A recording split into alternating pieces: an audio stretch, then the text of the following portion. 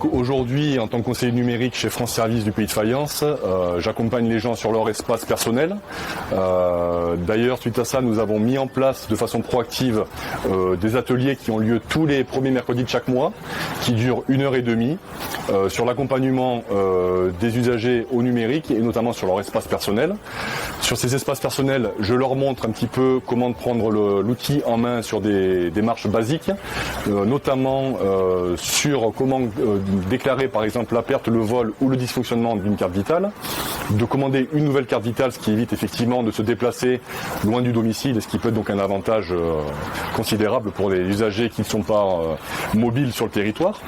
Je les accompagne également sur toutes les démarches donc de CSS, c'est-à-dire la complémentaire santé solidaire, l'ancienne CMU, pour les gens qui sont donc avec de faibles revenus ou avec des minima sociaux. Également, je propose dans ces ateliers donc de pouvoir commander une carte européenne pour les gens qui souhaitent partir donc à l'étranger, notamment au niveau de l'Union européenne pour des vacances par exemple. Également récupérer une attestation de droit sur le site. Bien encore de pouvoir télécharger son attestation d'indemnité journalière qui permet d'avoir tout le relevé de ses paiements, de pouvoir déclarer un nouveau-né, de pouvoir effectivement aussi modifier ses coordonnées bancaires avec un RIB, et également tout l'état civil. Chose importante aujourd'hui puisque lorsque vous passez d'un département à un autre, le fait de changer l'adresse permet également de faire migrer donc le compte. Alors chez nous par exemple des Alpes-Maritimes sur Nice à la caisse de Toulon. Donc voilà, très important aussi.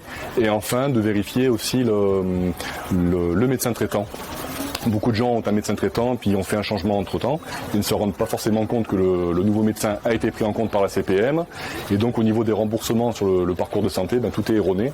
Donc ça permet un petit peu de remettre à jour, je dirais, tout leur espace. Nous avions des permanences physiques chez France Service depuis de nombreuses années, notamment par différents organismes, que ce soit la CAF, la CPM, les impôts, le Pôle emploi. Depuis la crise sanitaire qui a eu lieu il y a maintenant 2 ans, beaucoup de ces permanences se sont tenues en visio. C'est pour ça qu'aujourd'hui nous mettons à disposition dans nos locaux cette salle de visio qui permet donc d'avoir des permanences à distance avec notamment la CPM sur rendez-vous.